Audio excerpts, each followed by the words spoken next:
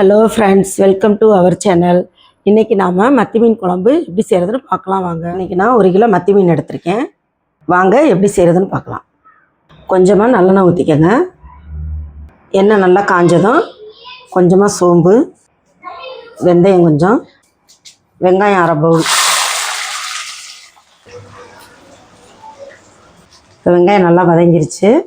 கொஞ்சமாக கருவேப்பிலை, கொத்தமல்லி கொஞ்சமாக, 3 பச்சை மிளகா, வெல்லம் அந்த அளவு போட்டுக்கோங்க. தேவையான அளவு உப்பு, 1/4 ஸ்பூன் மஞ்சத்தூள்,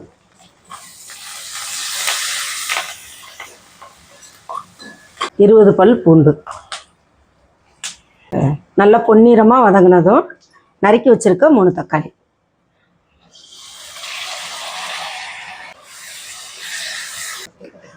இந்த மாதிரி கிரேவி மாதிரி வந்ததும் வீட்டு சாம்பார் பொடி 2 ஸ்பூன் போட்டுக்கலாம்.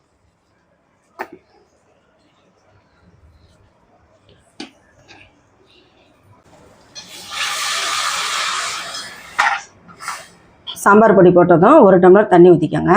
நம்ம கொலகொலப்புக்கு தகுந்த மாதிரி உங்களுக்கு எப்படி தேவையோ அது மாதிரி ஊற்றிக்கோங்க. இப்போ மாங்காய் 2 பீஸ் போட்டுப்போம். புளி கொஞ்சம் ஊற்றிக்கலாம்.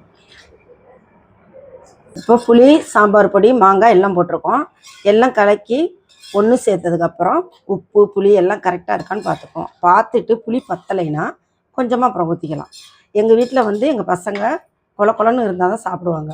உங்களுக்கு எப்படி தேவையோ அது மாதிரி வச்சுக்கோங்க. இது மாதிரி கொதிக்கையில் இந்த மாதிரி ஸ்டேஜில் கொஞ்சம் நல்லெண்ணெய் கொஞ்சம் ஊற்றினீங்கன்னா நல்லா டேஸ்ட்டாக இருக்கும். குழம்பு நல்லா பச்சை வடையெல்லாம் போய் நல்லா இந்த மாதிரி குழம்பு நல்லா வத்திருச்சு. இப்போ நம்ம மீனை போட்டுடலாம்.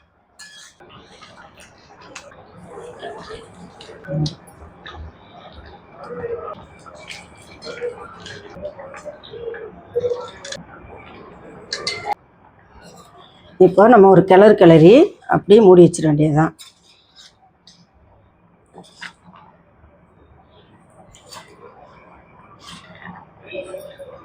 இப்போ மீனை போட்டாச்சு, நல்லா அமுத்தி விட்டாச்சு. ஒரு கொதி வந்ததும் நம்ம இறக்கிற வேண்டியதுதான்.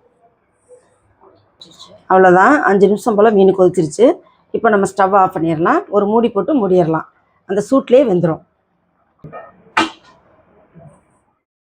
அவ்வளோதான், மத்தி மீன் குழம்பு ரெடி. மறக்காமல் நம்ம சேனலை லைக் பண்ணுங்கள், ஷேர் பண்ணுங்கள், சப்ஸ்கிரைப் பண்ணுங்கள். பக்கத்தில் இருக்க பெல் பட்டனை கிளிக் பண்ணுங்கள். அப்போ தான் நான் போடுற ஒவ்வொரு வீடியோவும் உங்களுக்கு வந்து சேரும்.